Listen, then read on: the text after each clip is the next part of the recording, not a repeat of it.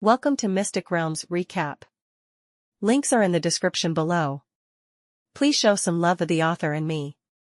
On to the show. As mentioned earlier, there are only 100 natural disasters in the game world. These 100 natural disaster level bosses have different ranks and different strengths, but all monster bosses that can enter the natural disaster list are at least epic, and have caused huge damage or impact on the human world, and the world of other races. Natural disaster list. Number 11. This is Suma's current ranking of natural disasters. The natural disaster boss under him is an ogre tyrant, who has stepped into the pinnacle of the legendary rank. He has commanded the ogre army several times to break through the defense line of the human camp, and directly led to the extermination of a humanoid race above him. That is, the 10th place on the list of natural disasters, is an ancient giant dragon with the title of Dragon of Calamity. The strength of this ancient giant dragon is a sanctuary. The list of natural disasters, starting from the 10th place, is all terrifying beings who have entered the sanctuary rank as a field above the legendary rank, even if it is in existence who has just entered the sanctuary. It is not something that the current Sumu can deal with after all. There is a gap between two large steps. The reduction in attribute gains brought about by rank suppression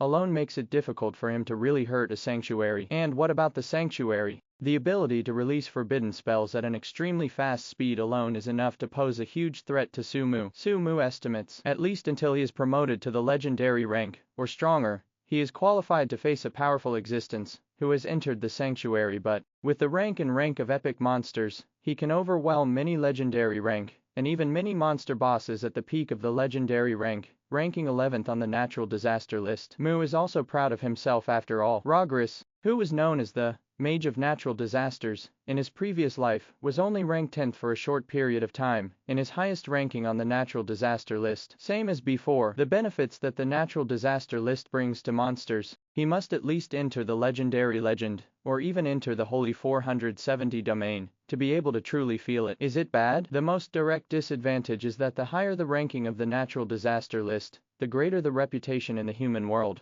and the more likely it is to be attacked by legendary heroes of humans or other races. For the player, the experience value obtained by killing the natural disaster boss for two monster bosses of the same rank and strength is several times the experience value obtained by killing the ordinary boss. Even after killing the monster boss, the chances of obtaining higher grade equipment, props and materials, the natural disaster boss is far higher than the ordinary monster boss, but even the desperate struggle of the continent's hegemon of the Caesar Empire was crippled by Sumu. I am afraid that in the entire Anduin continent, it is unlikely that any legendary hero will come out to attack Sumu. Joke. With his current reputation, it would be good for him not to trouble the human kingdom. Who would come to provoke him when he had nothing to do? Do you think he was not dying fast enough? All in all, before being promoted to the legendary rank, the influence of the natural disaster list was not great for Sumu at best. It will let more aborigines and players know his name, and remember the deeds he has done. Passing the list of natural disasters, let Nefarian and Agnes cooperate with his newly transformed undead army to collect the equipment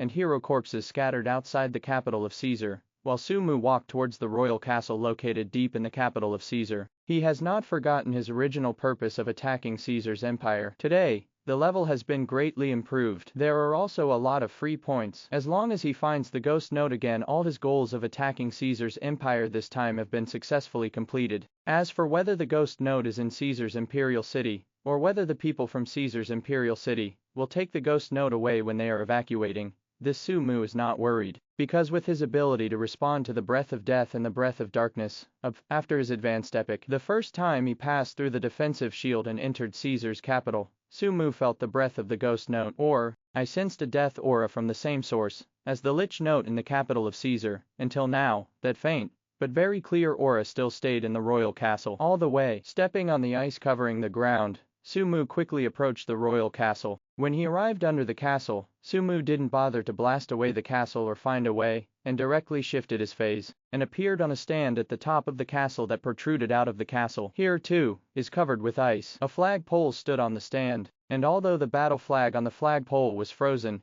it was still bright. There is a war drum on each side of the stand at this time. The two wrestlers who have also been frozen and lost their breath of life are holding their drumsticks high. Their faces are hideous. It seems that they will break out of the ice at any time and continue to drum and shout. Glancing over the bodies of the two warriors, Sumu moved lightly and entered the castle. Layers of frost, a piece of ice, The Ice Age froze the capital of Caesar and dozens of kilometers away, and this royal castle was no exception. When an extremely majestic and luxurious castle is sealed by ice, the castle also seems to be a crystal castle. The sun shines in, reflecting the colorful colors on the ice, which are gorgeous only. This kind of splendid and colorful is also difficult to cover up. There is no longer a living being in this castle, and there is no longer a trace of life. Move forward. Following the breath sensing of the ghost notes, Sumu quickly arrived at a room. Sumu was a little weird when his eyes scanned the room. This is a typical princess room. Pure white is the base and pink as the decoration.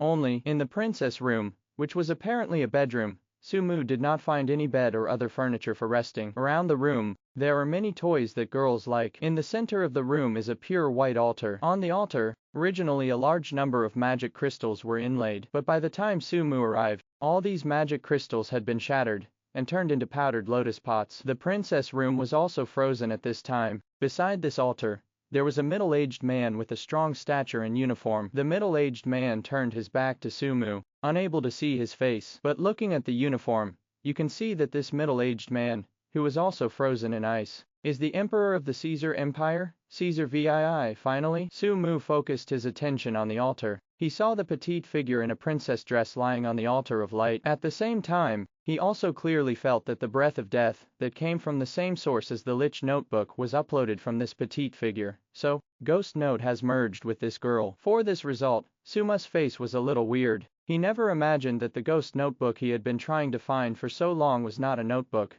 but a sleeping girl. Judging from the fact that Caesar VI had to come here before his death, this girl should be the daughter of Caesar VII and the princess of Caesar's empire. If I remember correctly, the princess of Caesar's empire should be called Carola. After all, Sumu just eroded an epic hero before the Durando sniper fight. Information from the memory of that epic hero, Caesar VII's daughter, was indeed called Carola. No other information at all. He is an epic hero, and he only knows the name of the imperial princess is Carola, and there is no other information about the empire and the princess in his memory. Standing beside the altar, Sumu carefully looked at the imperial princess. Slim body and delicate appearance, dressed in a lace princess dress with a pure white background and pink decoration. Her Royal Highness Carola is like a princess who has stepped out of the second dimension, which almost conforms to Evrion's aesthetics. Wrong. Carola is an imperial princess. The Ice Age froze everything, and Her Royal Highness Princess Carola was no exception, but she is completely different from the frozen Caesar VI next to her. Caesar VI was frozen,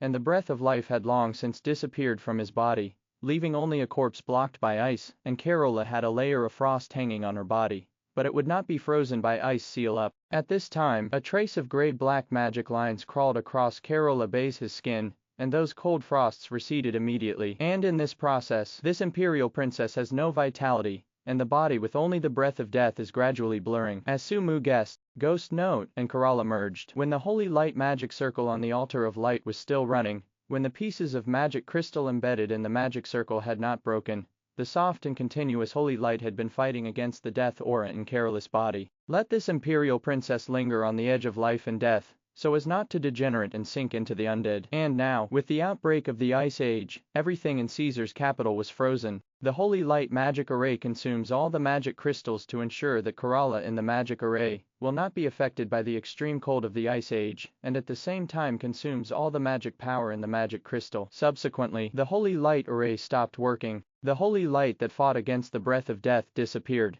and the magic lines covered Carola's skin, turning the imperial princess into the direction of the undead, or in other words, the ghost. A trace of death breath popped out and invaded Carola's body. Sumu knew the process of transformation. When this trace of death swept through Carola's body, Carola really merged with Ghost Notes. Sumu doesn't know how the two fit together, but what he can be sure of is that Carola is born dead, born Princess Mononoke. This kind of origin is beyond the reach of a Death Knight. The transformation continues. Sumu didn't stop. From top to bottom, when the magic pattern covered Carola's skin little by little, and disappeared from Bize's skin, Carola's body also changed from reality to illusory, and then returned to reality from illusory. If Sumu has obtained the complete inheritance of the ghost family, he will find this ability to freely transform between the virtual and the real. Only the Ghost Queen of the legendary rank, or the Spirit of Annihilation, has the ability. No matter what the rank after the transformation is, this free ability to change her body's virtual reality has been enough to prove that Carola is not only a born undead,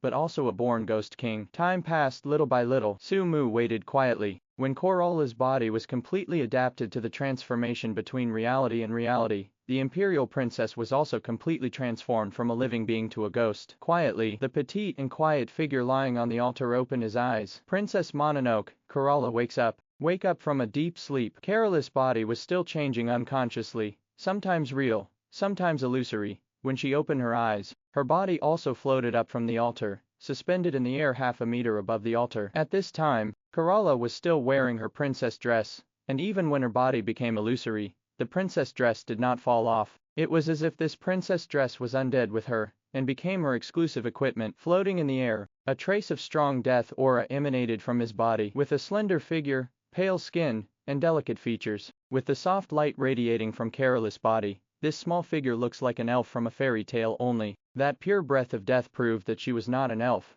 but a ghost perhaps. It has been dormant for the past 10 years. When she finally completed the transformation from life to undead and opened her eyes, Carola was like a little beast, who had just opened her eyes. There is hatred and curiosity in the big eyes like Jianshutong, as if he has just begun to explore this world. Only when her eyes swept across the frozen Caesar VII, did a trace of sadness and doubt appear in her big eyes. She was wondering why she was so sad. Immediately after, Carola sees Sumu. Seeing this figure, who was almost from the same source as her, exuded an aura that made her feel very comfortable involuntarily. The newly born Princess Mononoke floated to Suma's side, gently blowing, sucking the extremely pure breath of death and darkness emanating from him. Time passed little by little. Corolla seemed to know the world from scratch, and she also started to master her own abilities from scratch. She can control her body freely, and can transform between the real human body and the illusory ghost body according to her mind. When she touched Sumu, her body was still an illusory ghost body,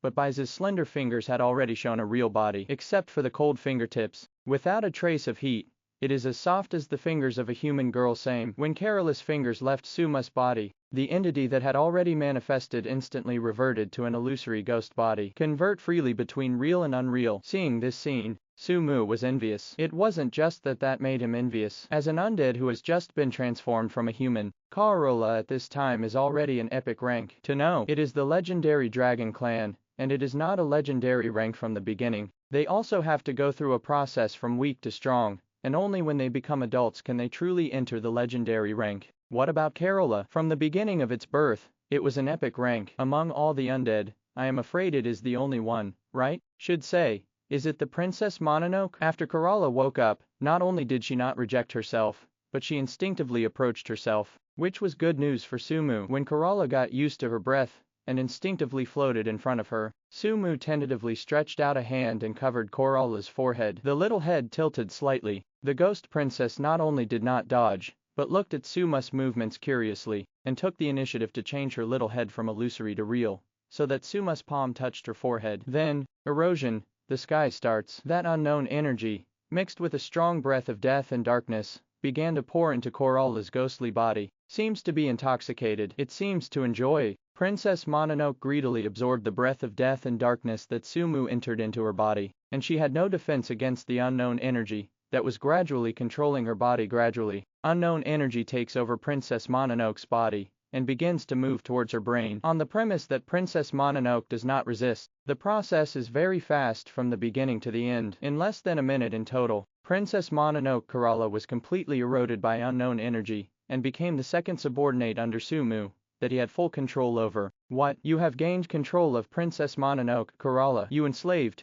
Princess Mononoke Corolla. You have obtained the transfer information of legendary profession template Spirit of Annihilation, just as Sumu imagined. Although after her birth, Corolla was only an epic rank, but as a natural ghost born by fusion with Ghost Note, after enslaving Corolla, he also obtained the complete ghost family occupation contained in Ghost Note inherited. Elite rank, Ghost, Warrior rank, Ghost, Lord's rank, the Spirit of Pain, Epic tier, Wailing Banshee, Legendary rank, the Spirit of Annihilation, Ghost Queen. So far, Sumu has obtained the second epic occupation template, and at the same time, after the occupation inheritance of the Lich clan, and the occupation inheritance of the Skeleton clan, he has obtained the complete occupation inheritance of the third undead race, the Ghost clan, Death Knight. With the whereabouts of the Death Note unknown, Sumu wanted to obtain the career template of the Scourge Knight, and he had to train Agnes from an epic Dread Knight to a legendary Scourge Knight by that time. He holds 3 legendary occupation templates in his hand,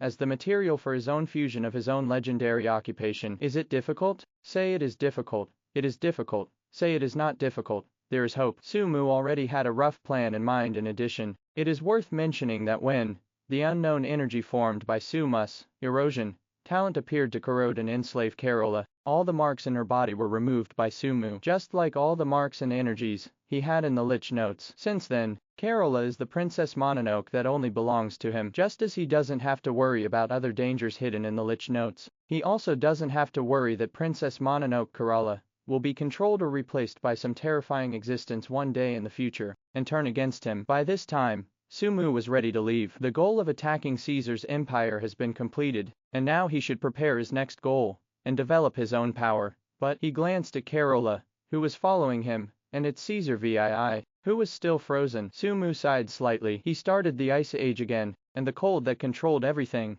that was frozen continuously poured out on Caesar VII's body, making the ice layer outside his body thicker and harder. When the ice layer outside his body gradually crystallized, Sumu stopped the process. After all, Caesar VII was Carola's biological father. Now that Carola has become his subordinate coupled with the jade-burning Julius Caesar, Sumu has a lot of respect, and he simply frozen Caesar VII's body forever in this way. As long as it is not bombarded with super skills comparable to the Ice Age, the layer of ice outside Caesar VII will never melt, and his remains will never be damaged or rotted. With this method, he was a tribute to Caesar VII. Subsequently, after taking Carola to leave the royal castle, completely freezing the castle, and adding another layer of protection to the remains of Caesar VII, Sumu left with Carola and went to meet Nefarian and Nefarian. Agnes meets Zero, ask for flowers. During the time when Sumu went to the castle, Nefarian and Agnes had already controlled the undead army to collect the scattered equipment and piled them together. When Sumu returned with Carola,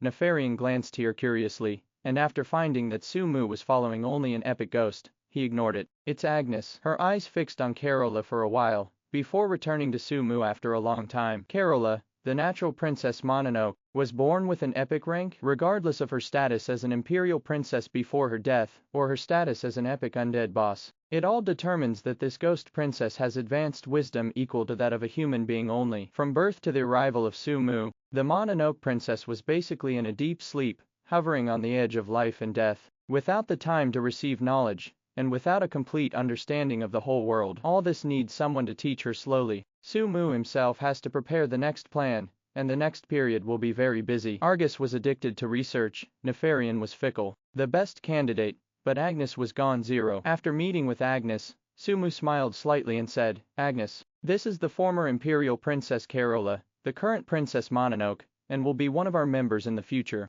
Let her follow you for a while. Carola had no objection, and Agnes had no objection. Quite the opposite. After understanding Sumu's meaning, the new ghost princess floated briskly to Agnes' side, and a pair of flickering big eyes looked at Agnes curiously. Then, a hand materialized and gently stretched towards Agnes. This move made Agnes feel a little overwhelmed. Her arm covered with the knight's armor hurriedly retracted after being stretched out halfway. After dragging down the black armor on her right arm with her left hand, she reached out again, and carefully reached out to hold it with Carola's little hand. Two equally slender hands, like slender white onions, are held together, and they are equally pleasing to the eye. Seeing this scene, Sumu frowned slightly. He thought that the Death Knight's armor was covered with the same dry and rotten body as he used to be. Now, it seems that Agnes is no less than Carola. Shaking hands with Agnes, they are already companions. A chuckle. After exuding a burst of joyous notes, Carola's hand became blurred again and rushed towards Agnes at a very fast speed. After her figure stopped, at this time, most of Corola's body was blurred and submerged in Agnes' body, but the two arms and the upper part of her body were materialized, catching the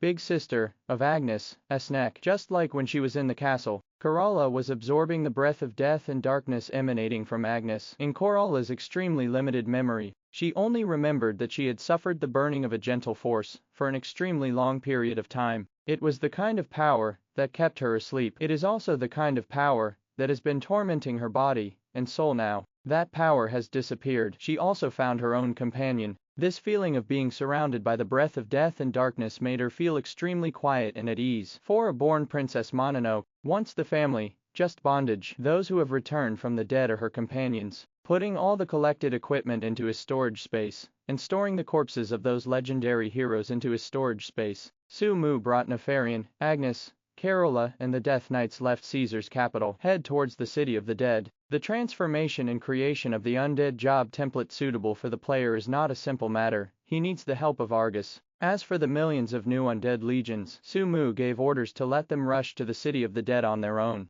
Caesar's empire is defeated. Su-mu's reputation as the King of Bones also resounded throughout the Anduin continent. No one will stop him from leaving. No one would dare to attack the undead army under his command. Even if there are no high-level undead to follow, that undead army will eventually reach the city of the undead, but time will be very slow. Anduin continent did not calm down because of Su-mu's departure. On the contrary, after repeated verifications, it was confirmed that the terrifying King of Bones had really left Caesar's capital, and even left Caesar's capital, and returned to the depths of the mountains. The situation in the Anduin continent became even more turbulent and under current move. Caesar's empire. After repeated verifications, it was determined that the King of Bones 470 had left, and the undead army was also receding. Each of the great lords and great nobles announced that they would establish their own kingdoms and separate them from the Caesar empire. A war against the King of Bones destroyed 70 to 80% of the Caesar Empire's heritage, and brought the glory of this continent's hegemon to an end. Without the suppression of Caesar VII,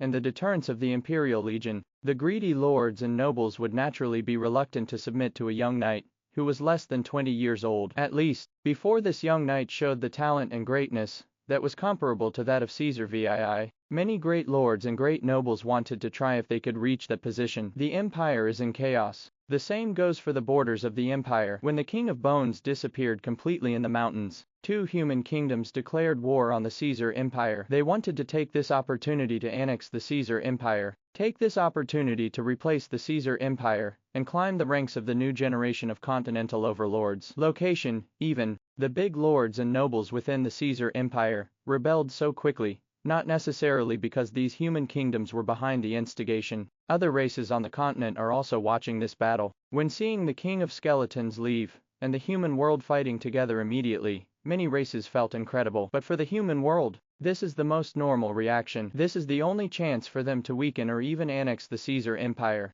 and it is the only chance for them to become the hegemon of a new generation defeated Caesar's empire. Since the King of Bones did not continue to attack humans, and continued to set off the undead natural disaster, it meant that this terrifying undead would not appear again in a short period of time. If so, why miss this opportunity? Or, the power of the King of Bones made the whole world tremble. It is because they have to fight against the more terrifying King of Skeletons in the future. They launched this war, annexed the Caesar Empire in the fastest time, and determine the position of their new generation of continental overlords. Then, integrate all the forces to better fight against the King of Bones and the scourge of the undead in the future. That's why those human kingdoms went to war. Very grand, also very official, but whoever believes that is a fool. There are internal troubles inside, and foreign enemies outside. This is definitely a huge test for the young knight Augustine, who has just been crowned king. But Augustine was not nothing after all. He also had hermits to follow, and many ministers assisted him. The Imperial Intelligence Department headed by Aled was completely under the control of this young knight and new emperor. It has to be said that Caesar's empire is powerful, even though the two successive large-scale wars made the background of Caesar's empire 10 or 8. Caesar VI still left a thick background to Augustine after all. His teacher is not only the leader of the hermits, but also the ascetic of the legendary peak, and his strength is not under the former chief archmage Elmer,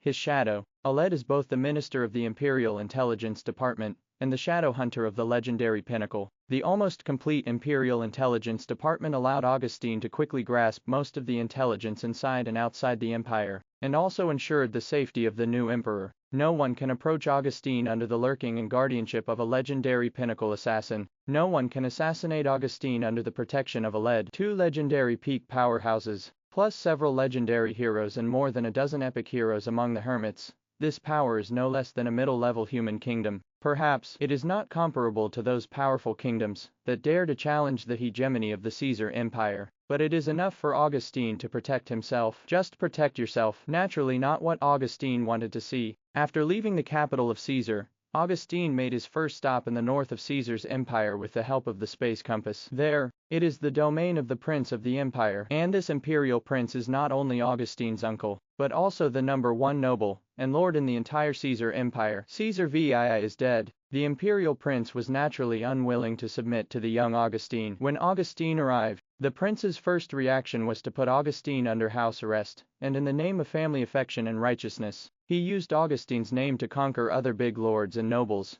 and finally let himself ascend to the position of emperor. Only, when he was clear about his uncle's intention, Augustine did not hesitate to fight back. Let the black and thin old man and Allied both take action, and take over the entire family of the prince of the empire, suppressed all the rebels with a strong attitude, and took over the territory of the prince of the empire. This was the first piece of territory that Augustine actually controlled. It is also the place where an iron-blooded emperor rises. Yes, Iron King. With the personal teaching of the black and thin old man, and the immersion and teaching of Caesar VII for more than 10 years, Augustine is still immature, but it is not bad at all. Just as Caesar VII's original evaluation, Augustine already possessed the basic qualifications to become a qualified emperor. Only Caesar VII ruled Caesar's empire, relying on his great talent and strong personal charm. However, Augustine initially showed his iron-blooded nature after this war, perhaps because of the threat posed by the King of Bones, perhaps because of the sadness of the fall of Caesar VII, or maybe because of the rebellion of the lords and nobles of the empire, the anger brought by the invasion of neighboring countries. All in all, zero. When he saw Augustine's change, the black and thin old man accepted it, and Aled was overjoyed. Augustine is qualified. When Caesar's empire was faced with internal and external troubles, the young emperor grew up at such a rapid rate, far exceeding everyone's expectations for him. Again, given the current situation facing the Caesar empire, the appearance of an iron-blooded emperor is countless times better than the appearance of a benevolent emperor. Kindness means being successful and cowardly, and iron blood. Only then can the Caesar empire be reunited, and even the Caesar empire can defeat the invading countries, so that the Caesar empire will become stronger again and return to the position of the hegemon of the continent. Only, the black and thin old man didn't notice it, and Aled didn't pay attention. While conquering this territory by means of iron and blood, and expanding outward on this basis, to regain the empire's territory, Augustine showed more than iron and blood and cruelty. Those who obey me prosper, those who oppose me perish. Under the premise that the enemies are all traitors and invaders, Augustine's change is not obvious, but this mentality eventually affected Augustine. This young emperor, while gradually maturing and becoming stronger, is also gradually slipping in an unknown direction. Silent Night, when even Aled was sent out to deal with a legendary hero recruited from a nearby domain, the teenager sat alone in the mansion that originally belonged to the prince of the empire. Only by blending into the darkness can we fight against the darkness. Quietly, a word sounded from the heart of the young emperor. That little bit of darkness that once appeared outside the capital of Caesar also slowly occupied the entire pupil of this young emperor. 4 players. The civil unrest in Caesar's empire, as well as the invasion of several powerful human kingdoms, is a good thing. Because there is war, it means there is a mission. There are tasks, which means a lot of experience points and rewards, although any mission initiated due to war must contain extremely dangerous dangers, but the experience points and rewards after the war are equally rich. The richness of this experience value and reward even makes a large number of players not hesitate to die once, but also to complete the corresponding task. Battlefield missions have always been a feast for players, as long as it is not a main story mission that will fail against Sumu, the king of skeletons, and will definitely get nothing. Players can find a way to benefit from any war mission. The failure of the final battle between the Caesar Empire and the King of Bones means that an unmatched ultimate undead boss has been born in Anduin continent. However, the departure of the King of Bones also prevented the originally expected difficulty of Hell from appearing. On the contrary, the war that has spread to half the continent has allowed players to find enough opportunities to grow. Because of the appearance of Sumu, because of the fall of Caesar's empire, players on Anduin continent are growing faster than players in other main material worlds. When the mainstream rank of other players is still at the advanced rank and the elite rank, the players on the Anduin continent have already begun to move from the elite rank to the mentor rank. Non-vegetables gradually grew up. When the Anduin continent was surging and war was raging, Sumu had returned to the city of the dead. Agnes took the Death Knight back to the canyon and continued training. Carola became the new leader of the ghost family in the city of the dead, and began to learn many ghost family skills. Without Sumu on the side, even if Caesar's empire was crippled, This ghost dragon would not dare to leave the city of the dead alone. After returning to the city of the undead from the vast world outside, Nefarian was like a salted fish who had lost his dreams. He returned to the altar of death and passed the time by sleeping. And Sumu, it is to devote himself wholeheartedly to the study of the knowledge of undead transformation. The objective study, of course, is Argus. Entering the human world this time, while attacking the Caesar Empire, Sumu also searched for information on Argus. The way of searching is naturally the memory of those legendary heroes and epic heroes. The name Argus was not widely spread in the Caesar Empire. Only the epic heroes in the fortress city, and the high-level officials of Caesar's empire know this name, know that this name belongs to a Lich King, and know that this Lich King is the founder and protector of the city of the dead deep in the mountains. And Argus' name, Atlas Esther, until now, hundreds of years later, this name still has a very high popularity. As Sumu knew, when he was human, Argus was not just a mage, but a master blacksmith and a master alchemist. These two identities completely covered Atlas Esther's mage identity. Put it this way, the Book of the Undead Hallows in Suma's hands,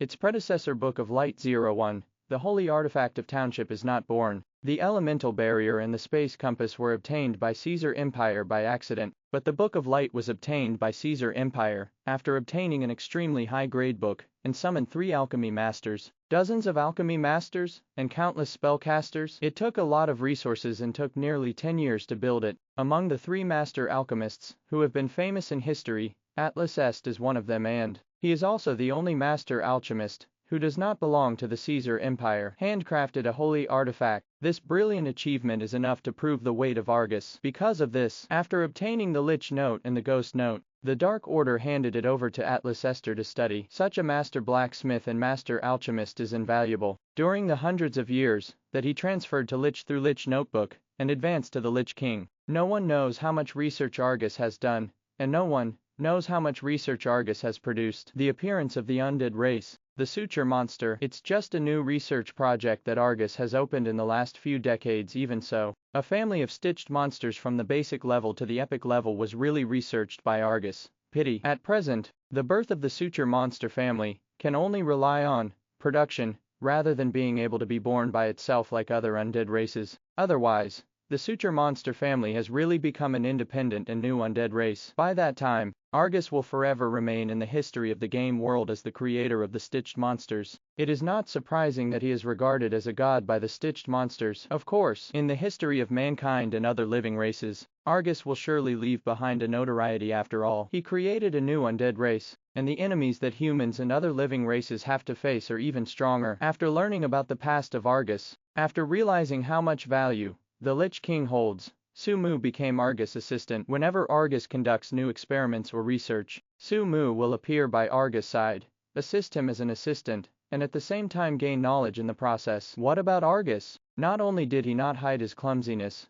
but he did his best to impart all the knowledge he had to Sumu. Even the transformation information of the suture monster family is no exception. Argus, a human mage with the identity of the Lich King, although he will not stop and hinder Sumu and Nefarian from invading the human world, but after all, he does not want to see the human world he once lived in become a dead place. Perhaps in the heart of Argus hides a little thought. He hopes to impart all the knowledge he has to Sumu, and at the same time show Sumu the world with countless truths and knowledge, hoping to subtly influence the King of Bones and bring him into his own world. When the King of Bones is as addicted to various experiments and research as himself, doesn't he have time to invade the human world? The city of the dead has a Lich King, a ghost dragon, and the most powerful skeleton king, and the human world must not dare to invade. If even the King of Bones has no intention of invading the human world, the living and the dead do not interfere with each other and live in harmony. What a wonderful balance this is. This is Argus' thought, a kind of rotten, cowardly, but very much in line with Argus' mind. Perhaps I have already noticed this kind of thought, perhaps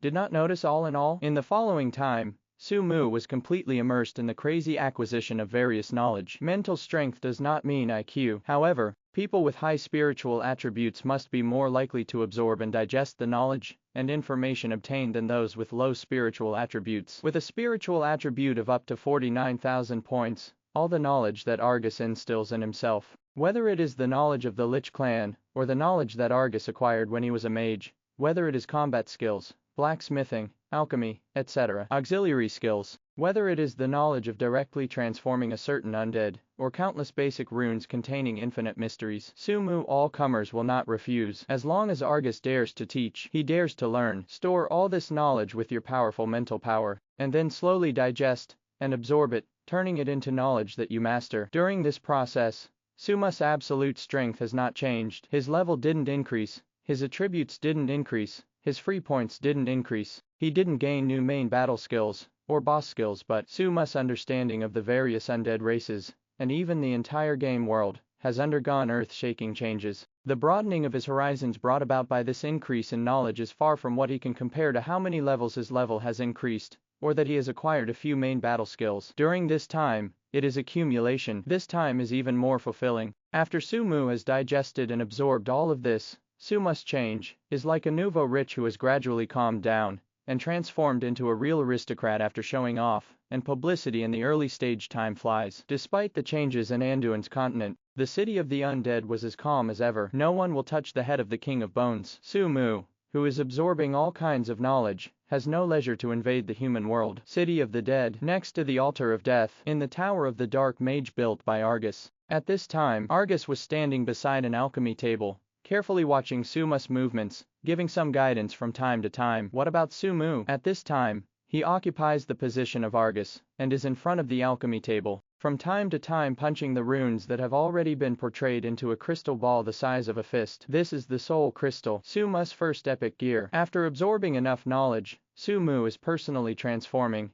and upgrading the crystal ball under the guidance of Argus. It is not difficult for Argus to upgrade the quality of Soul Crystal from epic to legendary, but when Sumu made his request, Argus believed that the potential of this crystal ball was more than just legendary quality. If there are enough good materials, it is not impossible to upgrade the Soul Crystal from epic equipment to holy artifact quality equipment. It's just an opportunity to improve the quality of your equipment, and it's also an opportunity to let yourself do it yourself and verify what you've learned. When Argus took out his mini collections and said that he could personally guide Sumu to improve the quality of this equipment, Sumu naturally would not refuse. So this is what happened now. A variety of essences are blended to enhance the basic quality of the crystal ball. 470 runes are entered one by one, increasing the inner space of the crystal ball. After all the biological essences and crystal essences that Argus had brought out were all incorporated into the crystal ball, and the runes that the two had spent more than 10 days creating were all entered into the crystal ball, Argus was a little nervous. It's now. Following Argus' words, Sumu maintained the magic power input to the crystal ball, and rushed from the alchemy table to the forging furnace on the corner of the mage tower at the fastest speed, throwing the extremely unstable crystal ball that has begun to emit violent fluctuations. In the forging furnace, a black flame was burning. If the holy flame of light that Sumu had encountered was the ultimate condensation of holy light elements, this black flame in the forge was the ultimate condensation of death and darkness. Argus guided a beam of light from the jet black beam of light at the center of the city of the undead. After a long period of condensation and compression, this black magic flame was finally born. Throw in the crystal ball. The magic flame burned quietly, without emitting a trace of heat. Under the shroud of the black flame, the crystal ball that was emitting violent fluctuations gradually stabilized, and the countless essences and runes integrated into it gradually merged together under the licking of the black flame. Slowly, the crystal ball is shrinking. Silk soft glow also emanates from the crystal ball. When the black magic flame licked the crystal ball for half an hour, and the black magic flame itself shrunk by a full third, the forging of the crystal ball finally ended. A wave. The crystal ball rose into the air and appeared in Suma's hands. At this time, the crystal ball has shrunk to the size of a baby's fist. Still crystal clear,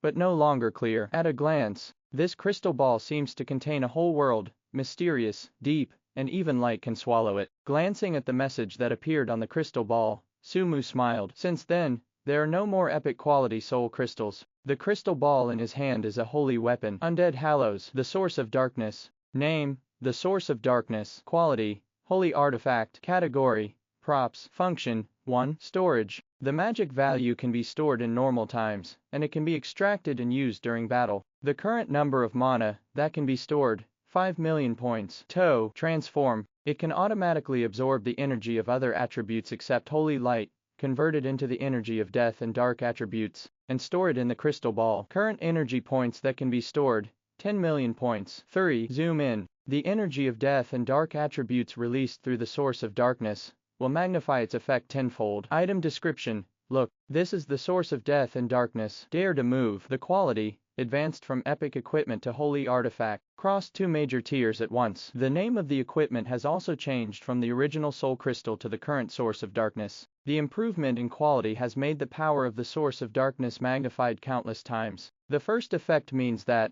when Sumu enters the battle state, he has a full 5 million mana reserves, nearly 10 times the mana he owns. The most direct concept is that originally Sumu's magic power was only enough for him to release Ice Age for more than 10 seconds, but now he has enough magic power to release Ice Age for more than 1 minute. The second role is like it is specially prepared for the undead natural disaster. With the source of darkness, Sumu doesn't even need a dedicated death altar to supply the undead army, and if he had the source of darkness, during the decisive battle in the capital of Caesar, when the elemental torrent struck, he only needed to throw the source of darkness, use the source of darkness to absorb the swept away torrent of elements, store it and transform it into death and dark energy. That ultimate move was naturally resolved. The third role, holding the source of darkness in one hand, a billowing demonic energy burst out from Sumu's body and spread out at an extremely fast speed, shrouding the vast area of the city of the undead in black mist. 10,000 meters. This is the most direct application of amplification.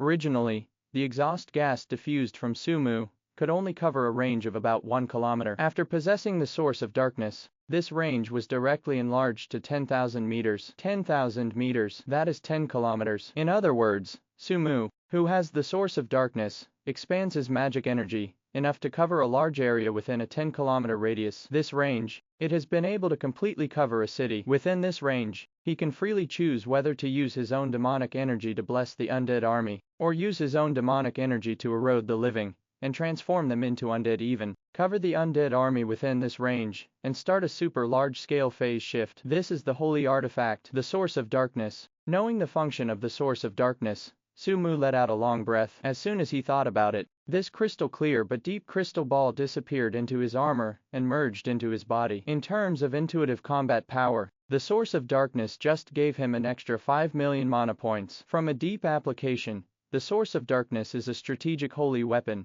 Its value is no less than the first holy weapon he obtained, the Book of the Dead. Advanced Soul Crystal. The second holy artifact is in hand. Sumu is also ready to leave here. Apart from visiting Agnes and Carola from time to time, Sumu has been in this mage tower for half a year. Half a year of crazy study, although it will not let him hollow out Argus, but he has already learned everything that should be learned. The rest, what needs to be accumulated over a long period of time. Create a holy artifact with your own hands. Although the quality of the soul crystal itself is extraordinary, and it is also integrated with many precious materials treasured by Argus, and finally through the fusion of magic flames, it has shown that Sumu's own knowledge has reached a very high level. Thus, the value of Argus in his mind is getting higher and higher. Although he will not force Argus to do things he does not like to do, but such a potential Lich King must be in his own hands. But not now. At least you have to wait until you become an advanced legend. Argus was like this, so was Nefarian. Seemingly feeling that Sumu was about to leave, Argus was a little anxious.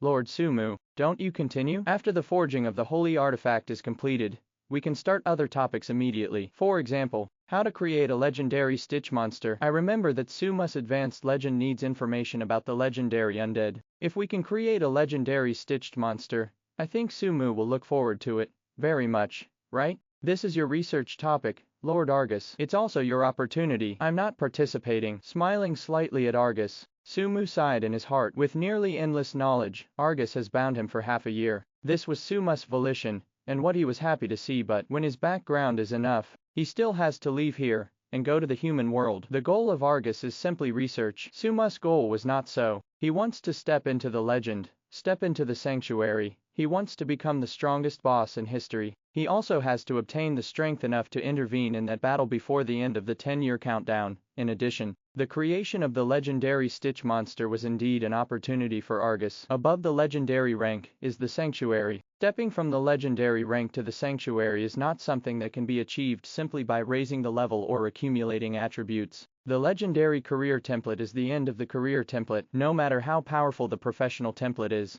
it can only allow one monster, one player or one aboriginal to enter the legendary rank. Going up, we need our own opportunities and opportunities. With the continuous improvement of the level, the accumulation of habitability, and the continuous acquisition of skills, Sumu may have a combat power comparable to or even surpassing that of the Sanctuary in the future, but until he finds his own chance and opportunity, he will never be able to advance to the Sanctuary. Nefarian's opportunity. Sumu does not know. It's too early to have an opportunity, but Sumu has already felt that whether he can create a legendary Stitch monster is the opportunity for Argus to advance to the Sanctuary. For decades, Argus has created Stitches from basic to epic tiers. The final legendary rank, he may be able to create it in a few decades, or he may never be able to create it. Anyway, Sumu will not join this into the process. Of course, he also wouldn't tell Argus that as long as he obtained enough free points, he would be able to accumulate the occupation templates of the Stitch monster family to the legendary rank in an instant. Neither would he. After stepping into the legend, he will enslave Argus. When Argus creates a legendary Stitch monster, the Lich King with infinite potential will advance to the Sanctuary. He will also gain a Sanctuary level Lich King. If Sumu seizes the opportunity of Argus, he will not be promoted because of this, and Argus will forever lose the opportunity to be promoted to Sanctuary. Argus did not continue to retain, as he has always insisted. He will shelter the undead and prevent humans from killing them. He will also restrain the undead under his command, and prevent them from invading humans. He will not impose his own standards on other high-level undead, hinder or take responsibility for Sumu and Nefarian. He will only do what he thinks he should do. After Sumu's figure disappeared from the mage's tower, Argus was silent for a while. Then, leaving many distractions behind him, he thought of Sumu's words. My chance. Sanctuary. Silently recalling the relevant knowledge system of the Suture monster family, Argus leaned down and began to study as always never change. After leaving the mage tower in Argus, Sumu appeared in the well-preserved mansion, the gathering place of the ghosts. Carola is already the new leader of this group of ghosts, and the ghost family will naturally no longer be hostile to Sumu. Sumu arrives. Carola immediately drove the ghosts out of the mansion, leaving only Sumu and herself. After a few short chats, half of Corola's body was blurred and submerged into Sumu's body, and the upper half of her body and arms were solidified and caught Sumu's neck. From a distance, it looks like Sumu is carrying a half-bright corpse on his back. Sumu did not stop this hobby of Corolla. On the contrary, he also extracted a part of the purified breath of death and darkness from the source of darkness, and continuously supplied it to Carola. As a natural Princess Mononoke, Carola doesn't have to be like Agnes, and she has to enter the dark beam of light to experience and strengthen. She only needs to continuously absorb enough pure death breath and dark breath to grow rapidly. From epic stage to legendary stage, lying on Sumu's back, Carola absorbed the incessant aura of death and darkness, and gradually fell into a deep sleep. Sumu opened his own property panel half a year. He already has enough knowledge accumulation and heritage. Jaos. It's also time to transform the undead occupation template, create a complete occupation system, and truly open the undead camp. 1,420 points. This is the number of free points that Sumu currently has. Since the decisive battle in the capital of Caesar, he has not used any free points. Just for this moment, turning his eyes to the skill bar, Sumu looked at the skills he currently possesses. Combat skills. Temporarily ignored. The strength he currently possesses is enough for him to face the enemies that exist on the continent of Anduin. Moreover, there are no suitable skills for him to evolve. He looked directly at Undead Transformation, an auxiliary skill that he had shelved for a long time. To create a professional system suitable for players, Undead Transformation is the key. Only by raising the level of the Undead Transformation technique can he be qualified to transform the occupation template of the corresponding rank. Take a little meal. Sumu put 10 free points into the Undead Transformation. The level of this auxiliary skill was suddenly increased from level 2 to level 3. With more than 1,400 free points as a backing, Sumu did not stop, and once 10 free points, he directly raised the Undead Transformation to the full level of 10, and evolve. Undead Reconstruction disappears. After consuming a full 130 evolution points, this auxiliary skill has been replaced by a brand new skill. Undead Shaper. Undead Shaping Technique. Profound knowledge allows you to know the true meaning of the undead family. You can freely analyze each undead and obtain its relevant information. You can freely edit and combine the undead's occupation templates. When the occupational template conforms to the operating rules, the occupational template is established. Undead Shaper. This is the new skill that Sumu has evolved on the basis of Undead Transformation after consuming a total of 140 free points. As an auxiliary occupation, Undead Shaper is not a boss skill, but the value of this skill is no less than the various powerful boss skills possessed by Sumu. After silently digesting the transformation of the undead into the shape of the undead, a large amount of information emerged in his mind. When Sumu digested all this information, he opened the second panel that he had obtained long ago, the Undead Transformation Skill Tree. It should now be the Undead Shaping Skill Tree Original. There are only 3 skills listed from bottom to top in the Undead Transformation Skill Tree. They are Living Corpses, Walking Corpses, Zombies, and only the skill, Living Corpse, is lit and activated. The other 2 skills are disabled. When the Undead Transformation, which was originally only level 2, was upgraded to the full level by Sumu, and evolved into Undead Shape, the 3 skills on the skill tree were all lit up and activated. This means, at this time, Sumu can already transform the corpse of the living into the 3-level undead race of Living Corpse, Walking Corpse and Zombie, but Sumu transforms the undead, not like Argus to explore unknown truth and knowledge, nor to create a new undead race to work for himself. He is to harvest players. According to Suma's summary of this period, to create a career system that allows players to change jobs and join the undead camp, 2 conditions must be met. 1. The class 470 cannot be one of the skeleton, ghost, Lich and Death Knight as the 4 oldest and most orthodox undead races. Even if Sumu has obtained the complete occupation system of the first 3 races, it cannot allow players to change jobs and join the undead camp. It must be a career system modified or created by Sumu before it can be loaded on the player. 2. This occupation system must include a complete advanced system of basic, advanced, elite, warrior, and lord. From the basic rank to the lord rank, it can be regarded as a complete occupation system, which is the case with the skeleton family, naturally born skeletons. The end point is only the skeleton king in the lord rank. In addition, the hero level is also the end point of most players in the human world. The end point of most common occupations is only the hero level. 3. The undead race that accommodates this occupation system must be an independent undead race. What is an independent undead race? It is an undead race that can increase the number of races on its own without the participation of external forces. For example, a skeleton. As long as a skeleton is bathed in the nourishment of the breath of death for a long time, it is possible to transform from a simple skeleton into the most basic skeleton. For example, a lich. As long as the caster's corpse is bathed in the breath of death for a long time, it may be transformed into a corpse witch. And the corpse which advances again, it will grow into a lich, such as ghosts, such as death knights, etc. In addition to zombies, there is also a skill tree on Suma's Undead Shaping skill bar. This skill tree is not only longer than the skill tree of the zombie family, but also more complete than the skill tree of the zombie family. This skill tree but the skill tree of the Stitcher family. Half a year is enough for Sumu to thoroughly understand the transformation knowledge of the suture monster, researched by Argus at this time. On his Undead Shaping skill bar, not only does he have the transformation skills from the basic rank epic to all the stitched monsters on the rank, but these skills are all activated. That is to say, as long as Sumu has enough materials, he can transform an epic stitch monster at any time.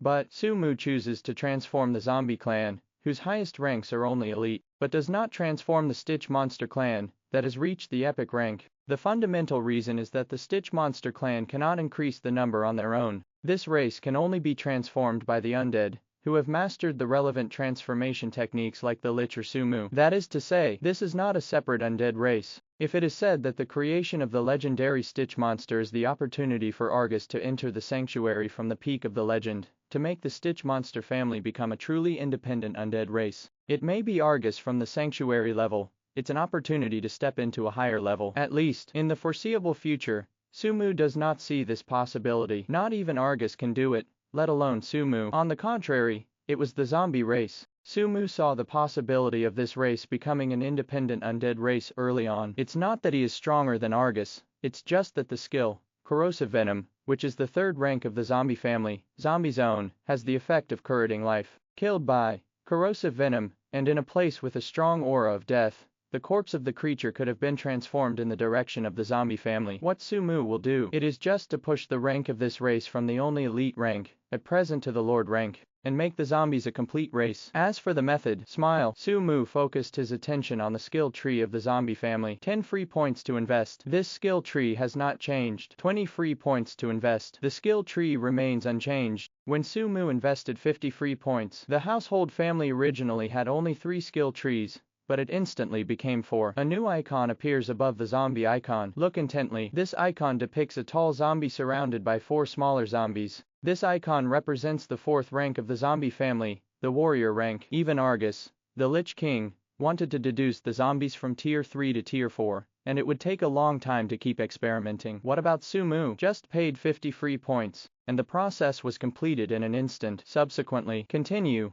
to add points. When Sumu put 100 free points into the skill tree of the zombie race again, the icon of the undead race also changed from 4 to 5. The fifth icon depicts a tall zombie, surrounded by dozens of small zombies. The appearance of this icon also means that Sumu has deduced the rank of the zombie family to the 5th rank, the Lord rank. Humph. You created a complete undead race, the zombies. You can rename the ranks of the race. You can readjust the skills of each rank of the race. You can assign the occupation template of the race to the descendants, so that the descendants are transformed from the camp of the living to the camp of the undead. When the Lord occupation template of the zombie clan was also deduced by Sumu with free points, a series of system prompts sounded from Suma's mind again.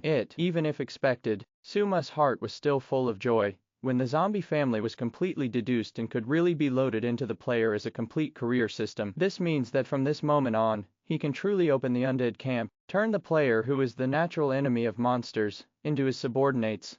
It's not easy. Taking a long breath, Sumu looked at the two new icons on the skill tree of the zombie family. The complete deduction of the zombie family is only the first step. Next, he can also make minor edits and adjustments to the job templates of each rank of the zombie family. Of course, the premise is that Sumu has obtained the corresponding skill information, or already has the skill. Unfortunately, he didn't. Therefore, the skills that originally came with each rank of the zombie family have become the fixed skills of the occupation template. Anyway, he can re-edit at any time. It is as if the current advanced system is the basic and orthodox advanced system of the zombie family. When you acquire other skills in the future and edit the job templates of the zombies, treat those new job templates as hidden jobs of the zombies. Skills cannot be adjusted for the time being. Renaming is still required. The career templates for the two ranks of warrior and lord that he just deduced are still in a blank state. Living corpse, walking dead, zombie. The name of the first three ranks, Sumu, is not ready to move. Think about it. Sumu named the warrior occupation template,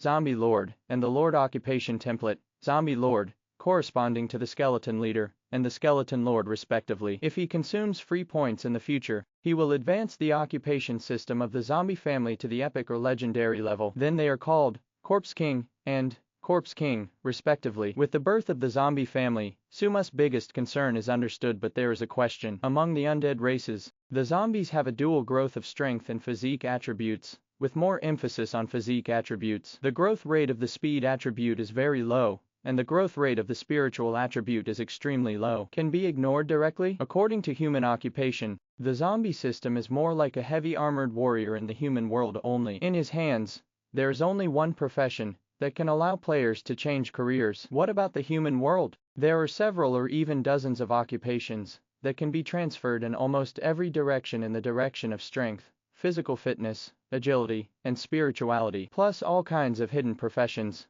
Lost heritage. Sumu estimates that the number of occupations players can choose from in the human world is as many as hundreds. Just a zombie, it seems to be a little thin. With a slight frown, Sumu thought for a while. Without enough information, the occupations in the other three directions are temporarily difficult to transform. But the undead profession in the direction of the caster. After going through the many undead job templates that he had obtained before, Sumu had an idea in his mind. Sumu naturally couldn't create an undead caster profession out of thin air, but he seems to be able to combine the two professional templates of necromancer and necromancer to create an undead spellcaster profession that is not a lich but is similar to a lich. The corpse, which does not belong to the lich system, but it is the front rank of the lich clan. In addition to the existence of Argus, who was directly transferred from human mage to lich, more lich were epic spellcasters, and even legendary spellcasters after their fall. They fell into decline came. Only a very small part of the liches advanced through the corpse witch, and eventually becomes a member of the lich clan. Lich cannot be used as a carrier for players to change careers. The corpse witch does not have this limitation. With the experience of shaping the zombie family, and under the premise of enough free points to support,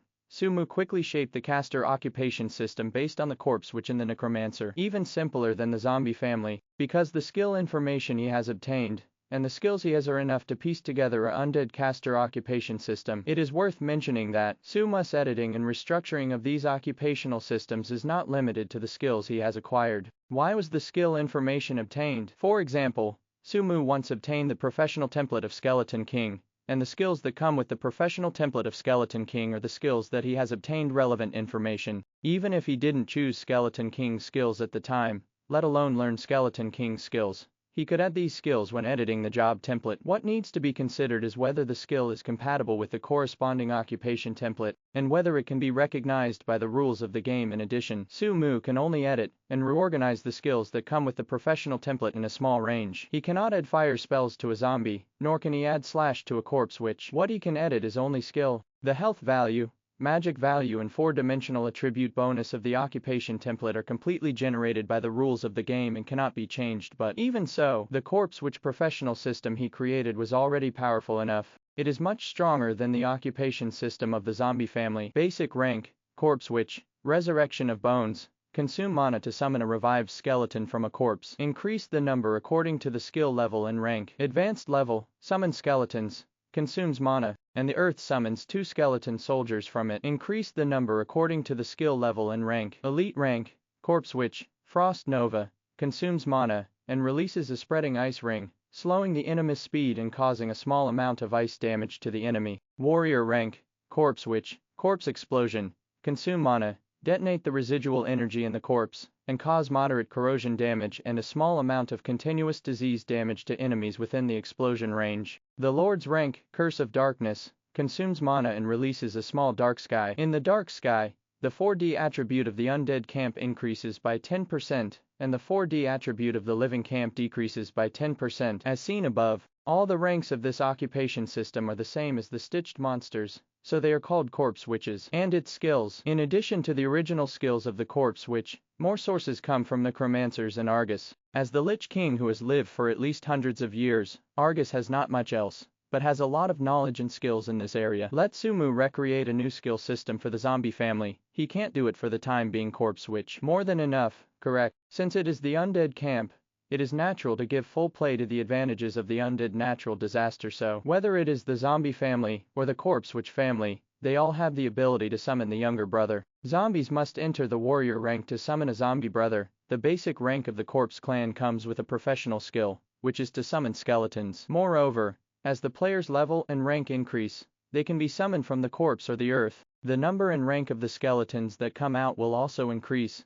2 occupations. One favors physical attacks, one favors summoning and spell casting. Although compared with the many occupations in the human world, it is still very shabby. At least it is enough in the early stage. A total of 335 free points were used for the shaping of the 2 career systems. In addition to the 130 points consumed by the evolutionary undead shaping technique, Sumu now has 955 free points left, enough for him to create a few more career systems, but just enough. On the one hand, Sumu does not have a suitable career template and corresponding skills. On the other hand, he created these 2 career systems to cut leaks, not to benefit players. More and better careers. It's not too late to continue shaping until there is time in the future. After completing the shaping of the occupation system, Sumu closed his own attribute panel. On his back, Kerala was still sleeping. Sumu didn't wake her up. With Kerala, Sumu appeared in the canyon with a phase shift, explained a few words to Agnes, and left the city of the dead. Yes, this time, when he left the city of the undead,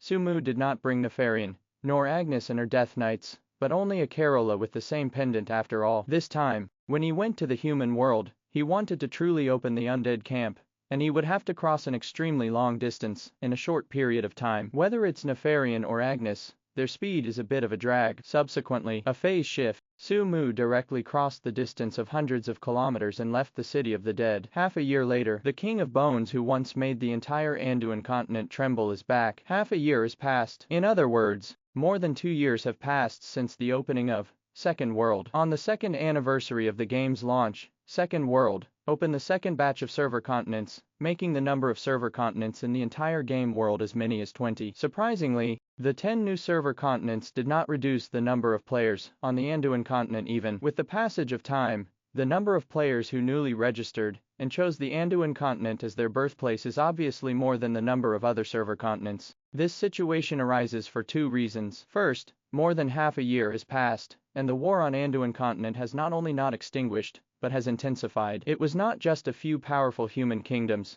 who fought against each other and competed for the status of continental hegemony. A large number of other kingdoms, and principalities were also gradually dragged into this war. No one is spared. This war that swept the entire continent brought countless tasks, experience points and rewards, which made a large number of players grow up, and also made the average level and rank of players in the entire Anduin continent to be much higher than other continents. In comparison, compared to the slightly dull gaming careers of other server continents, it is obvious that the game atmosphere of Anduin continent, which is full of war, iron blood, and slaughter, is more attractive to players. Second, the King of Bones has disappeared for more than half a year and has never appeared again. So many countries and heroes believe that the terrifying King of Bones is actually an undead with the same temperament as the Lich King Argus, and has no interest in invading the human world. 0. Ask for flowers. He commanded the undead army to attack the Caesar Empire, most likely because Caesar VI took the initiative to order the attack on the city of the undead. That is to say, the collapse of Caesar's capital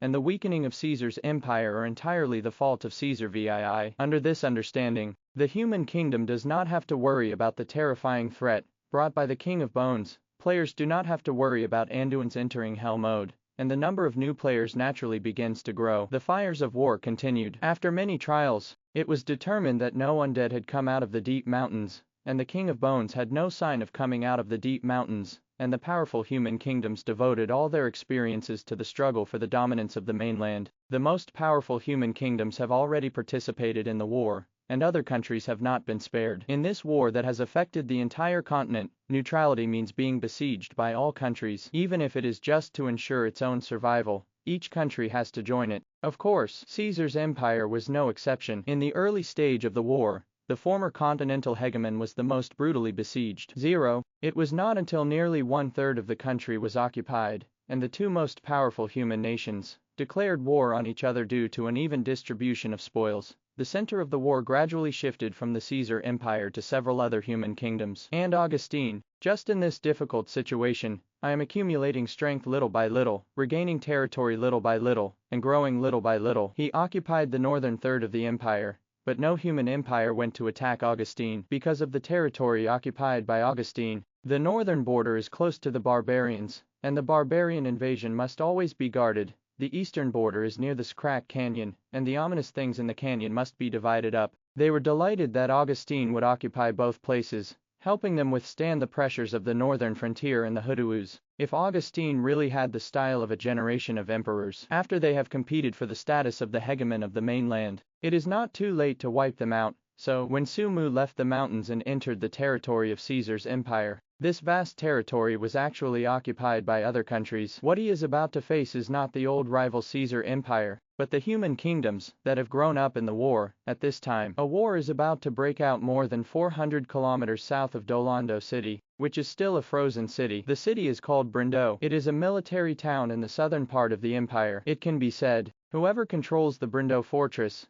the entire southern half of the empire falls into whose hands. The two countries competing for the Brindo fortress this time were both vassals of the Caesar Empire. With the decline of Caesar's empire, these two countries also joined the looting of Caesar's empire. They dare not fight for supremacy, but taking this opportunity to tear off a piece of the territory of the Caesar Empire and bring it into the control of his own country. It is difficult for every king to refuse so. This is the battle in front of you. Where there is war, there are players. This upcoming battle for Fort Brinder is no exception, but the upper echelons of the two kingdoms, or in other words, the aborigines in the game world would never have imagined that, when players use wars as their source of experience and rewards, what kind of sheet will they play? Players probably don't care about the outcome of the war before they truly integrate into the game world and feel a sense of belonging and honor to a certain faction, a country, or a certain force. They only care about tasks, experience and rewards. Like now, the two countries competing for the Brindo fortress are the Kingdom of Yax, Eric and the Kingdom. Both of these kingdoms were vassals of the Caesar Empire, but the Caesar Empire was the only one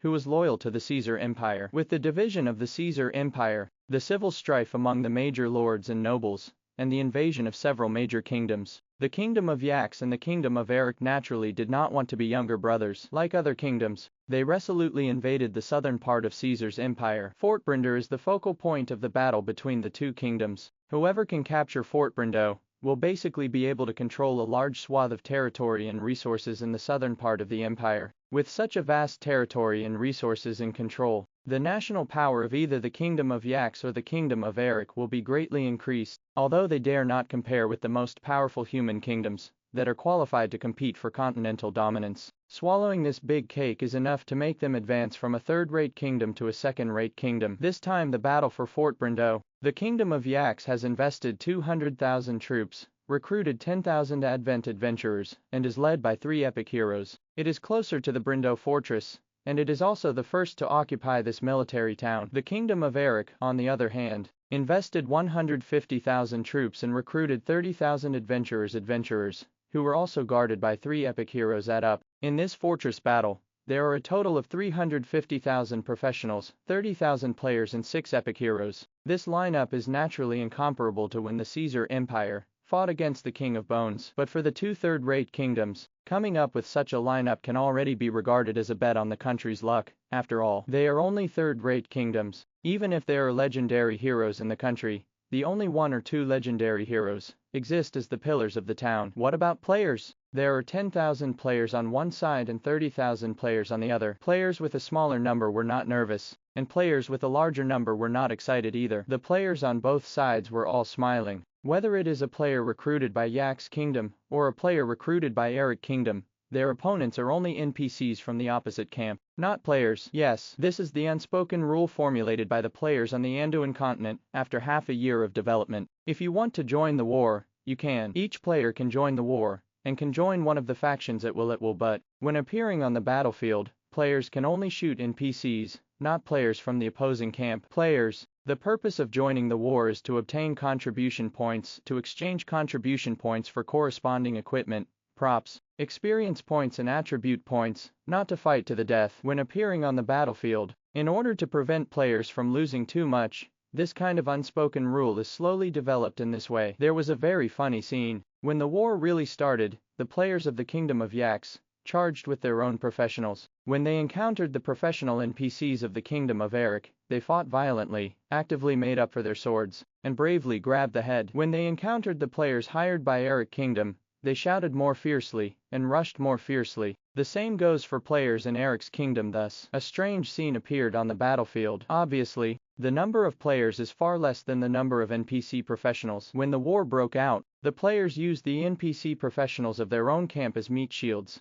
desperately killing the enemy, and when the war was over, no matter who won or lost, the loss rate of players is far lower than that of NPC professionals. This kind of coquettish operation effectively avoided the level drop caused by the death of a large number of players, which made the level and rank of the players on the Anduin continent stand out much higher than the players on other server continents. Aboriginal people in the game world can't say anything yet because these hired adventurers are indeed brave in battle, even more brave than the professionals under their command. However, they will not attack the opposite adventurers. A slapstick operation again and again. When the entire Anduin continent was dragged into the flames of war, the players who were less than 1,000th, or even 1/10 of the Aboriginal population, became the biggest winners. The same is true for the battle for Fort Brindo this time. The players recruited by Eric Kingdom were on the wall of the fortress, and the players recruited by Yak's Kingdom followed the army to approach the fortress. Unless players of different factions can't communicate with each other, I'm afraid they will use the chat channel to make more tricks. The war has begun. Under the command of 3 epic heroes, the soldiers of the Kingdom of Yaks have gradually approached the wall of the fortress of Brindo. After 3 epic heroes, the knights are ready to charge. The warriors stand high on their shields, ready to resist arrows or spells coming from the city walls. Sheltering the archers and spellcasters behind them,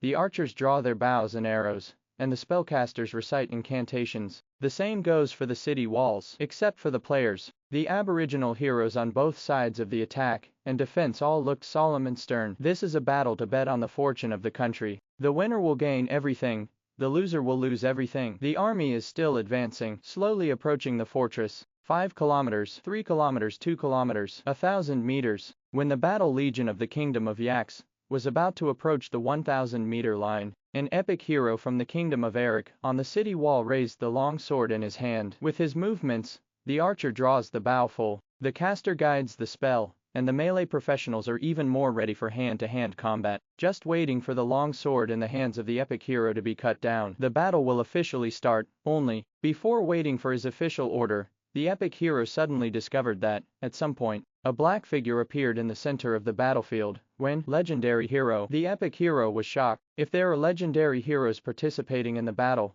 they don't have to fight this battle. Because of an existence that has stepped into the legendary rank, it is enough to easily slaughter all the heroes and professionals who guard the fortress. But, isn't there only one legendary hero in the kingdom of Yax? How dare he leave the capital of Yax Kingdom? Isn't he afraid that the royal family of Yax Kingdom will be assassinated? In shock, the epic hero hurriedly instructed the caster beside him to release the reconnaissance spell, projecting the figure that appeared in the center of the battlefield without warning, and zooming in. No need for supervision. A heroic spellcaster casts the scout spell. A cloud of mist spread out in mid-air, and the center of the mist also clearly showed the picture of the black figure in the center of the battlefield. Not just epic heroes, many hero professionals on the city wall, and even many players, also focused their attention on the picture that appeared in the fog at this moment. The figure was not very tall. The body of about 1.8 meters is covered by a set of deep, dark full-body heavy armor, except for the half-spreaded face armor, revealing a half-handsome, majestic but bloodless face. The rest of the body was covered by this black full-body heavy armor. That's not the point. Behind this heavily armored warrior-like figure, there is a 2-meter-long odd-shaped broadsword on his back, and on the back of this figure, there is a half-body submerged into the heavily armored warrior's body. The bright girl on the neck of the heavy armored warrior. This look seems a little familiar, but that half-bright girl, I have never heard of an existence that has stepped into the legendary rank and will appear in such a strange shape. The epic heroes on the city walls were a little dazed. F***K. It's over. The aboriginal NPC was puzzled, unable to guess the origin of this figure that suddenly appeared on the battlefield, and what it was doing on the battlefield. Players don't have to guess. When an elite player who had mastered the remote survey technique threw a survey technique at the figure on the battlefield, his face suddenly turned pale, and he no longer had the ease and joy he had before. Big Mouse, what's wrong, Captain? What did you see? Really a legendary hero? Facing a series of questioning voices around him, the player known as the Big Mouse said weakly, "Look at his weapons." "Forget it, I'll post the screenshots to the chat channel. You can see for yourself." After a second, F***K, you wait to die. This one has appeared again. In the future, Anduin continent, I am afraid that it will really enter the hell mode. Among the players, there was grief all over the place, and it was tragic, just because of the screenshots sent by the player, who mastered the inheritance exploration technique. Identity, King of Bones. Rank, grade, condition, attributes, skill. No other data is required. Just need to see the identity of the black figure displayed in the exploration technique. These players already know what level of enemy they are facing this time. The King of Bones, Mu 5.5. The one who single-handedly destroyed the Caesar Empire. It directly led to the decline of the Caesar Empire, and indirectly caused the entire Anduin continent to fall into the terrifying existence of war. Half a year later, this terrifying undead boss, who has already been ranked 11th on the natural disaster list, has appeared again. Captain, an elite player with a longbow looked at his head. "You said we deleted the account and changed the server to a bigger one. Is it too late?" Late. The head of the team who has stepped into the mentor rank is also full of entanglement,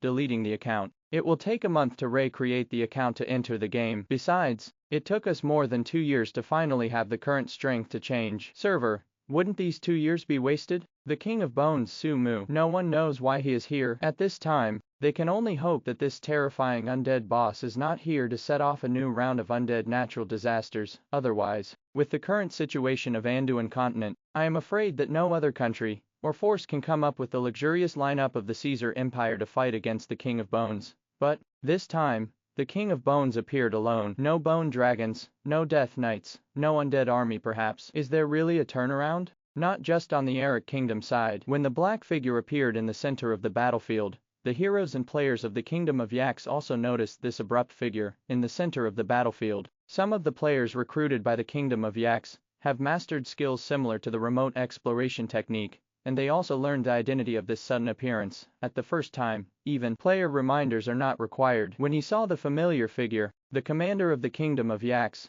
an epic caster, instinctively recognized the figure's identity. Retreat, escape. The King of Bones appeared. Even an epic hero, the spellcaster had no intention of resisting. Although it is an epic rank, it is above the legend, and it can destroy millions of legions with a wave of the hand. This is the King of Bones. The King of Skeletons appeared. Let alone them, even if the entire Yax Kingdom's combat power was brought over, I'm afraid it would not be enough to kill this terrifying undead. Although it has disappeared for more than half a year, but the achievements of this terrifying undead have been deeply engraved into the hearts of every professional. Escape. Escape as fast as you can. As long as someone in the Kingdom's Legion can escape, not only does he have no faults, but he has great achievements. As for Fort Brindo, compared with the appearance of the King of Bones, compared with the safety of the Kingdom of Yaks, compared with the life and death of the entire Anduin Continent 01, the ownership of Brindo Fortress is a piece of sheet. The order to escape was issued, and the epic mage was also preparing to escape at the first time. As long as he can escape this battlefield, he can open the teleportation scroll,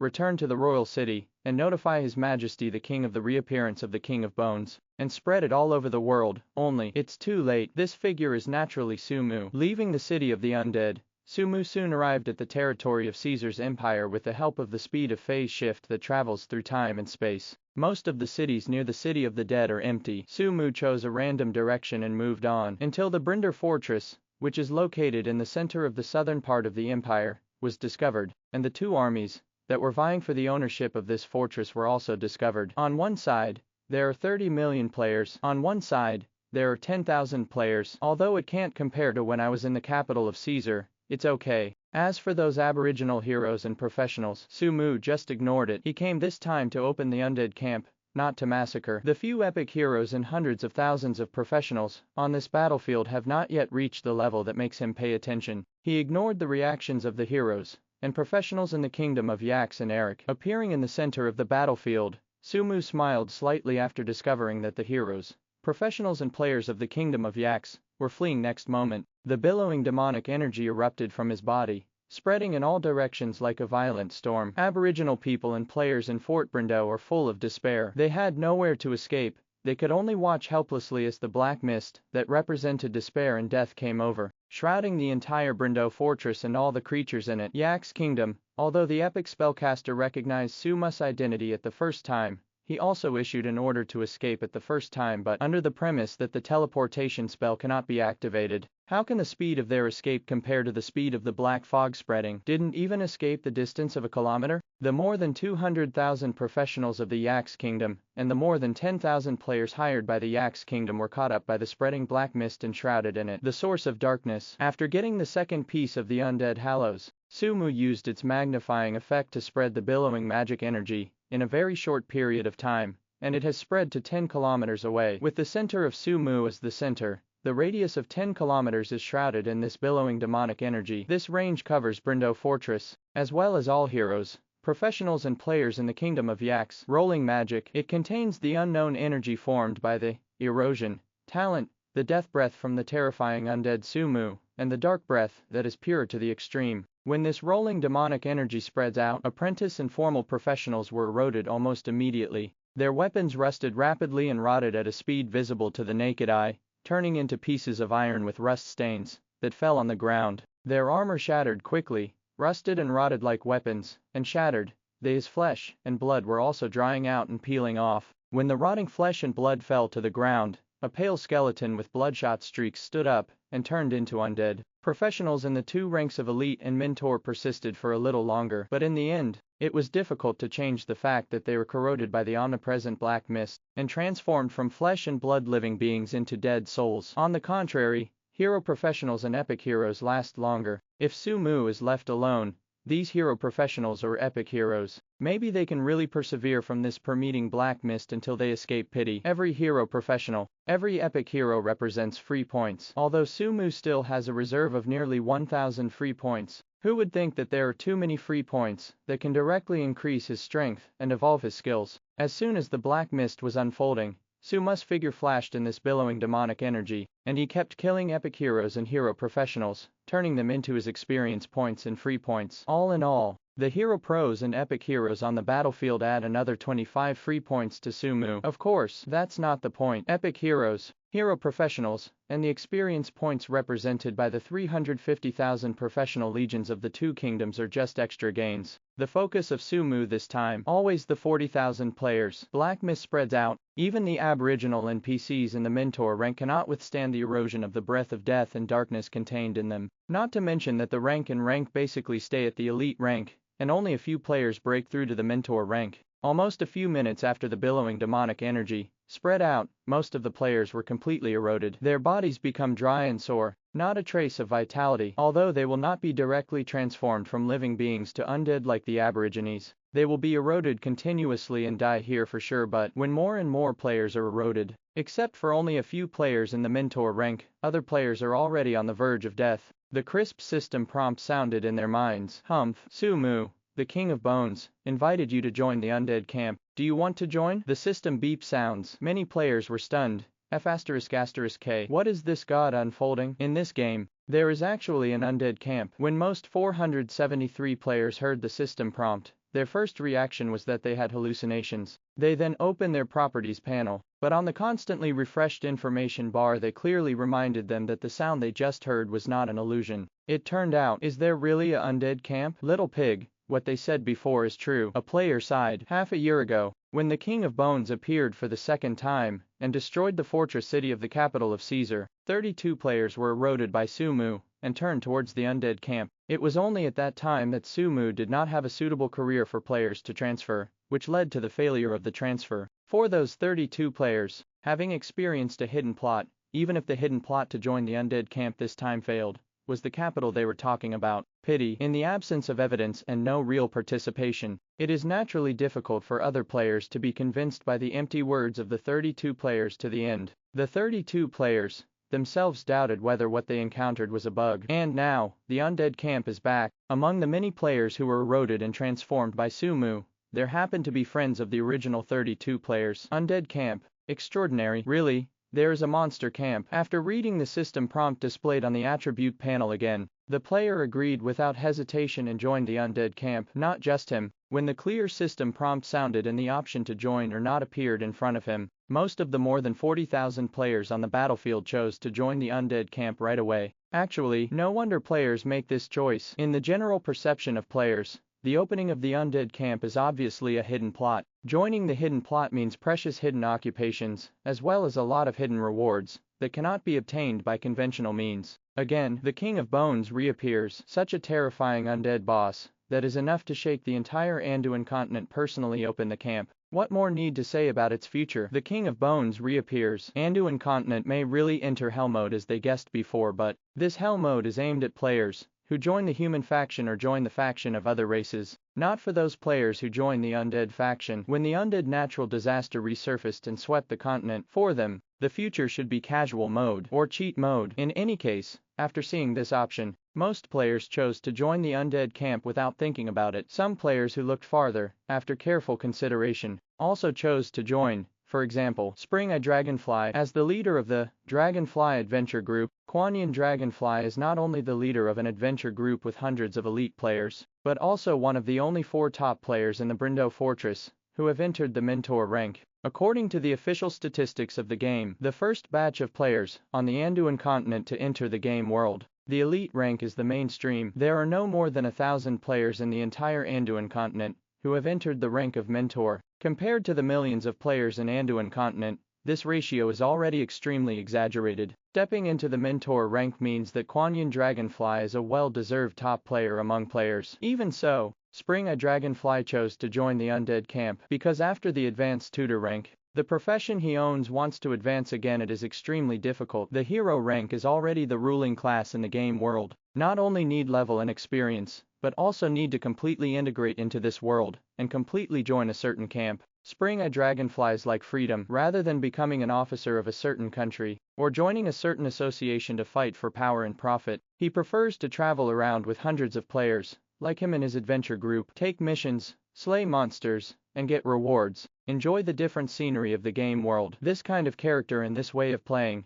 make it very difficult for him to step up again from the mentor level to the hero level. And now, another option appeared. Join the undead, become a monster, experience this different gaming career from another perspective. So, when the option to join the undead camp appeared, Kuan Dragonfly chose to join without much hesitation. Subsequently, a new system alert sounded from his mind. Dingar, you have joined the undead camp and become one of the dead. Please choose one of the options below as your race. an occupation after joining the undead camp. Immediately after, another option appears. 1. Zombies. Toe. Corpse witch. It seems that there are few races and occupations. Silently complaining, Quanyan Dragonfly looked at the two options that appeared in front of him, and information about the two undead races also appeared in his mind. Zombies, tending to physical attacks, are equivalent to heavy armored warriors in human occupation. The corpse witch family tends to attack magic, which is equivalent to the caster profession in the human profession. Quanyan Jingsu was a heavy armored warrior. After learning about the two undead races, he chose the zombie race without much hesitation. Ding, you have chosen the zombie family. Heavy armored soldier profession template elimination.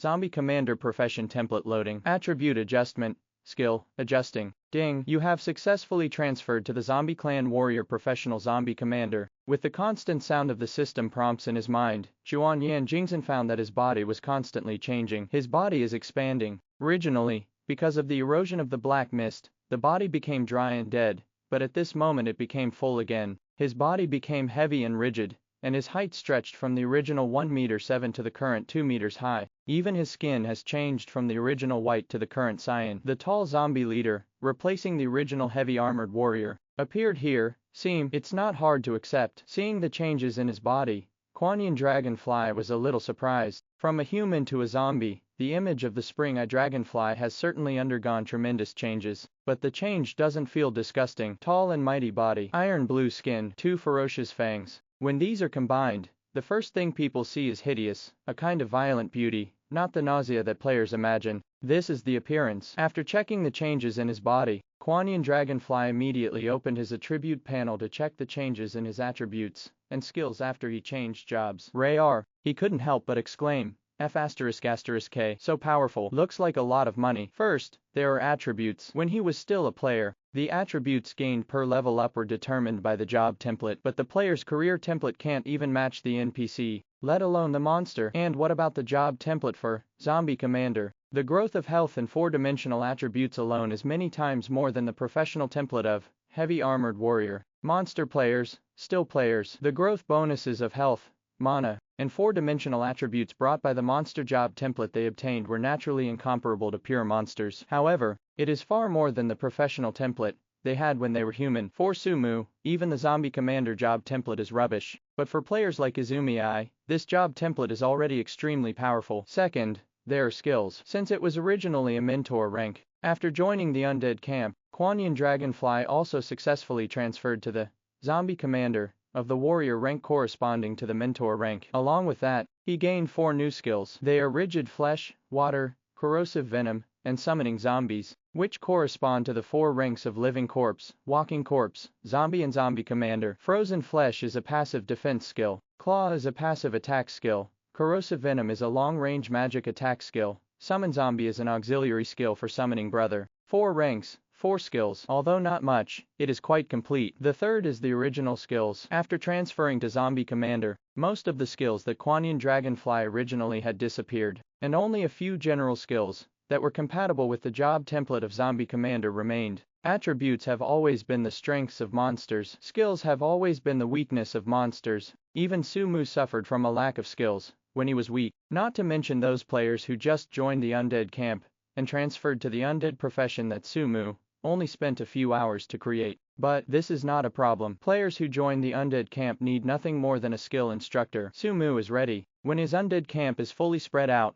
Sumu's next preparation is to open the skill store. Through the skills he has collected, he can harvest the experience points in the hands of players. Of course, all this Spring-Eye Dragonfly does not know. After complaining about the trouble caused by the scarcity of skills, the new zombie commander turned to the last issue who was concerned about equipment. Like Sumu, some equipment can be used, and some equipment can't be used. The same is true for players who transfer to the undead camp. Like zombies, their hardened flesh itself is equivalent to a piece of armor, and players with an equipment slot can equip an additional piece of armor for double defense. It's something they can use. Is Zhao good? Their hardened palms and nails are weapons in themselves. Players with equipment slots can equip weapons such as claws and full sets, but cannot equip weapons such as swords and spears. In short, only the exclusive weapons specially made for the zombie family can be equipped by these players who have transformed into the zombie family. A job change can have pros and cons. Spring-Eye Dragonfly can't be called disappointment, just a little regret, but at the moment, I noticed a small inverted triangle on the back of the occupation of